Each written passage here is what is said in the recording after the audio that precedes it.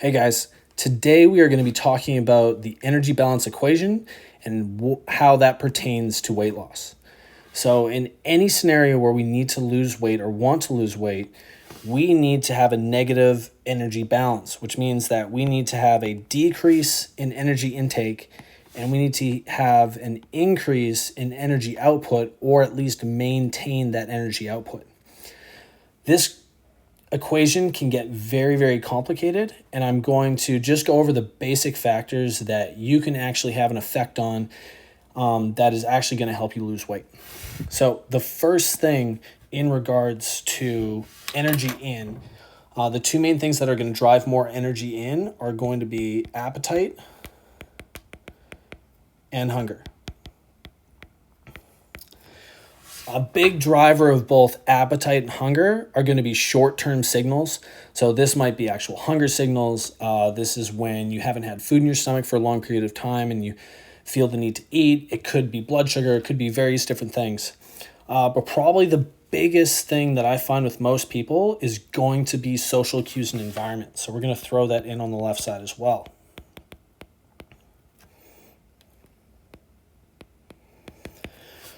So on the energy side, or the energy inside, we have environment, appetite, and hunger.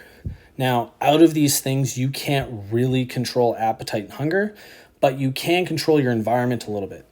If you have things in the house that you know that are generally going to make you want to eat them, and a lot of these items you'll eat even when you're full, and you've probably come across this before, when you're not really hungry or you're actually full but you continue to eat, is because these foods are what's called hyper palatable. They taste really good. They might have lots of fat, lots of sugar, usually a combination of both. So if we can eliminate those things from our environment, we're much less likely to go reach for them. Now, that being said, there's social cues as well. So you can think of advertisements and things of that nature. Even when you're driving home from work, you're going to get at least 10 to 20 advertisements on the way home from work to go eat highly palatable foods or hyper palatable foods. So that generally is what dictates your energy in. So how we combat that is we have to, in some way, shape, or form, have some cognitive oversight. And what that means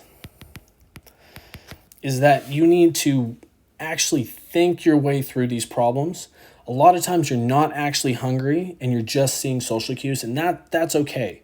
It's the same thing when you're going out for food with your friends and you're trying to make good decisions. You have to just use some cognitive oversight to know that these short-term hunger signals or things that you want to eat aren't directed towards your goals. So cognitive oversight is a big thing, and it's something that we just need to work on over time, and it's always progress over perfection. The biggest thing is planning for these events. It goes the same thing with your environment. If you show up somewhere that you know there's going to be a lot of hyperpalatable foods, make sure that you're prepared beforehand so you have a plan of action going in so you don't necessarily need to eat that stuff there. Before you go to restaurants, look at what the meals are. If you have to call the restaurant to figure out whether or not they offer something different or you can order something different, that's what you're going to have to do.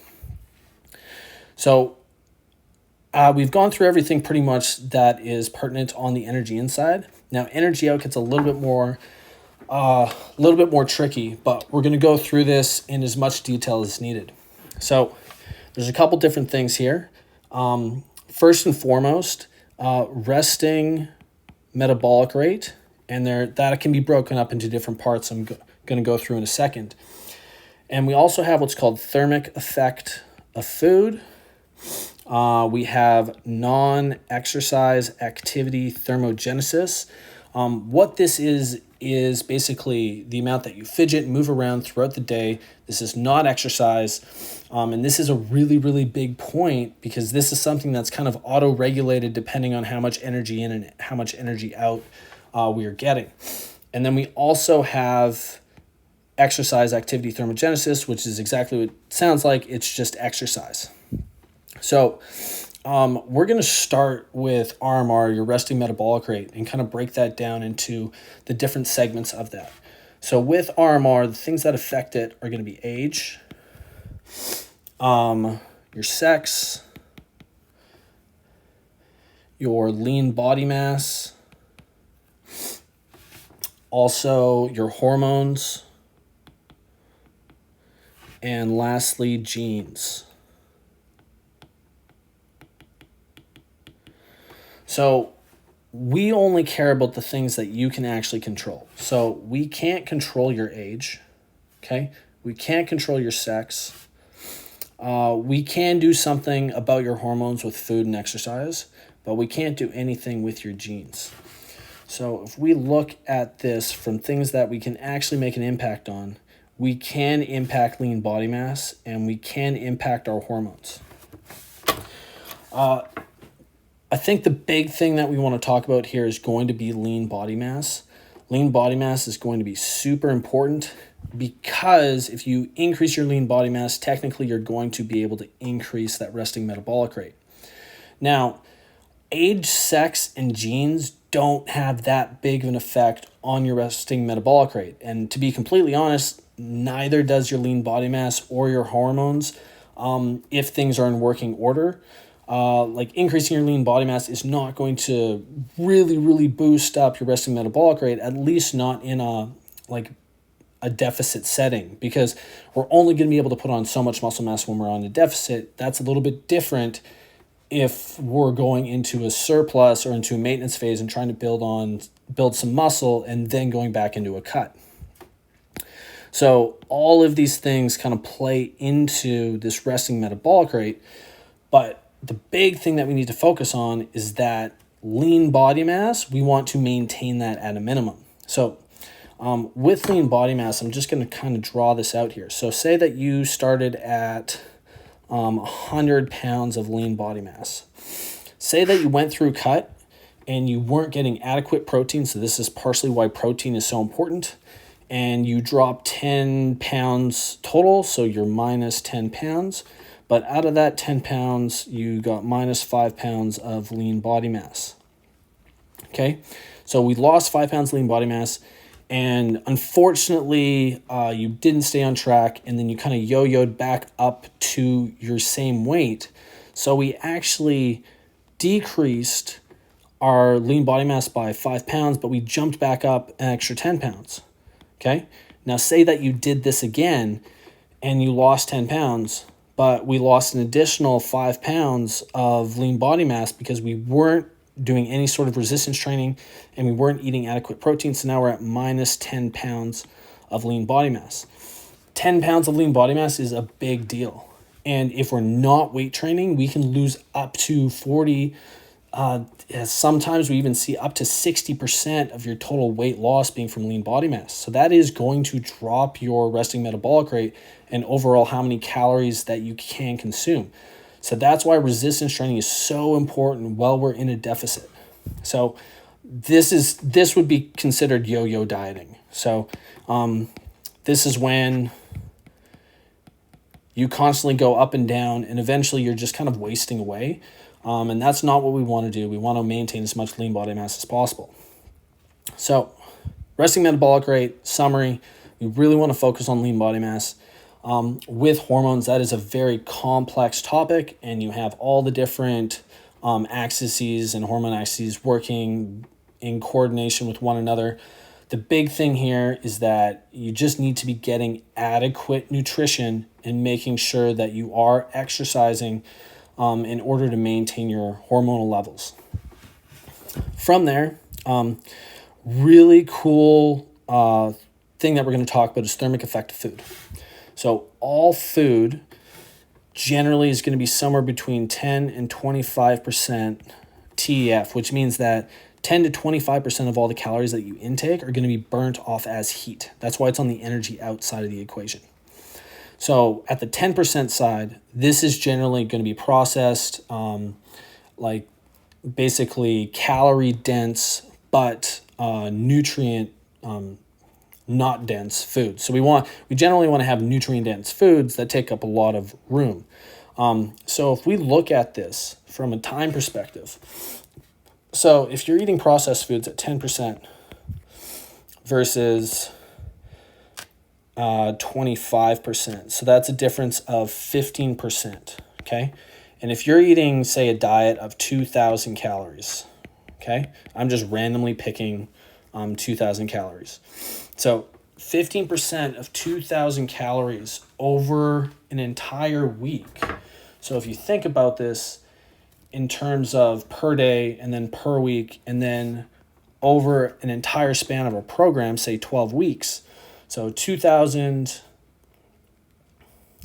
times 0.15 is 300 calories, okay?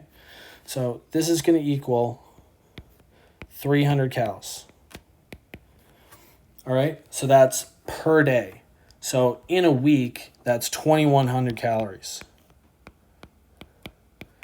That's 1 week. Over a 12-week period, that's 25,000 calories. Okay, average amount of calories in a pound of fat is going to be about 3,500. So that is going to equal out to 7.2 pounds of extra fat mass that you lose over a 12-week period just by eating whole foods. So a calorie is not a calorie. That is not true. If we can bump up how much fiber intake we have from vegetables, or just, healthy foods in general, like just getting like whole foods, like actually eating like chicken or beef or whatever it is that you want to eat in your diet, you're going to lose more weight just because of this thermic effect of food. So we've discussed that. That's really, really important. We're always trying to increase our food quality and food volume over time. The really cool thing about eating like large amounts of vegetables is that you're going to get volume, obviously. So the amount of food that you're eating goes up. So what you actually see with most people that increase their food quality is that they feel like they're eating way more food, which means that they're way less hungry, but they're actually losing more weight. So that's why we're really going to try to move you towards better eating practices.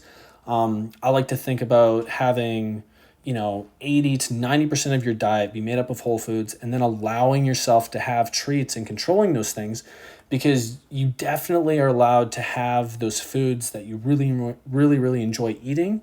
But you kind of have to earn them through, whether it's your exercise or you have to earn them through just eating really, really good the rest of the time and not blowing it out all the time. But we won't get too much into that at this time.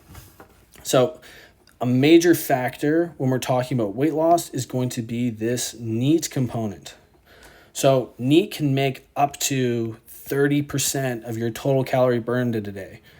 When you compare that to actual exercise, most people are only going to burn 7 to maybe, let's say 10%. You have to be working out extremely hard for extremely long periods of time to get anywhere over 10% with exercise within a day. Whereas how much you fidget and just move around is going to play a much bigger role in how much calories you burn in a day. So this is where it gets kind of tricky. So initially, when we actually drop energy down, so if we drop energy down, the number one thing that's going to be affected is probably going to be your NEAT. Your body's going to auto-regulate this, and it's just going to make you stop moving as much. This is when you feel lethargic and you just want to fall asleep and you're sitting on the couch. So this is something that we're going to have some cognitive oversight with. So if we do drop calories, and whether or not that's for a short period of time or for a couple weeks, we want to make sure that we're maintaining our steps over that period of time. And that's kind of like how we're measuring this. It's a pretty poor metric to be measuring it, but at least it's something that we can look at and, deliver some cognitive oversight to that. So this is the common thing of like, I'm eating too little, I'm in starvation mode, I'm not losing weight. Well, realistically, what's happening is that your energy is really, really low. So your body is trying to do something on this side of the equation to prevent you from losing weight, because this meat machine that we operate is always trying to maintain homeostasis and maintain the same all the time. So trying to create a deficit, it's going to do its best to basically maintain the status quo. With exercise, we kind of touched on this a little bit. We obviously want to exercise. Resistance training is going to allow us to maintain our lean body mass and allow us to either increase or maintain our resting metabolic rate. Obviously, there's a lot of other health benefits that come along with exercise. But what we don't want to do is have less energy coming in and then we absolutely smoke ourselves in the gym. Because a lot of times what happens is maybe we get this up to 8, 9, 10%, but then our NEAT drops down and it's going to counterbalance it. And we would actually be better off by focusing on just like moving and doing more activity rather than absolutely crushing ourselves in the gym. So this is a balancing act of finding out how much energy can we drive into the system and how consistently can we keep our steps up, move throughout the day, keep our energy up, and then have really good workouts as well. So the ultimate goal with all of this is always going to be, and this is the motto I want us to run by, is we want to move more and we want to eat more. This idea of pulling energy through the system versus pushing it through the system, if I increase this energy in, okay, I might just naturally increase how much I move around and fidget throughout the day. And then I might actually be able to really, really work hard in the gym. And that might actually lead to a greater calorie deficit. So the reason that we play around with macros and the reason that even if you're losing weight, but it's kind of at a slower rate, that we might try to increase your macros or increase your calories is because we're seeing if you just, without thinking about it, just increase how much you fidget and move around throughout the day. And maybe your workouts get way better. Again, like I said, this can become very, very complicated and very complex, but let's just recap the things that you need to work on to be successful. First and foremost, we need to be consistent on this energy inside. And we need to actually track and adhere to the program. If our calories are bouncing around all over the place and we're not accounting for certain things, we can't really tell what's going on. So the first thing is we need consistency and adherence. Once we have consistency and adherence, we want to be able to control our environment as much as we can. And what we're going to do is we're going to try to increase our thermic effect of food and food quality, which is then going to blunt, our appetite and hunger signaling. So the better quality food we get, probably the less hungry and the less appetite you're going to have. And if you eat high quality foods, you're most likely not going to crave those sweets and those things that throw you off track. With that, we want to make sure that we are getting a consistent amount of steps every single day. Basically, the research supports that somewhere between 7, let's say 8 to 10,000 steps per day is probably going to regulate your appetite and hunger. So this NEAT kind of also plays back onto that appetite and hunger signaling. And we also want to resistance train because we need to maintain that lean body mass. And that's going to help us regulate that resting metabolic rate. And like I said before, let's not hang our hats on things like age, sex, or what your genetics are. They don't really matter that much in the grand scheme of things. If you have the basics down, if you're tracking really meticulously, and you're taking care of, getting your steps in every single day, working out hard, doing resistance training, eating high quality foods, you're going to be very successful in this program.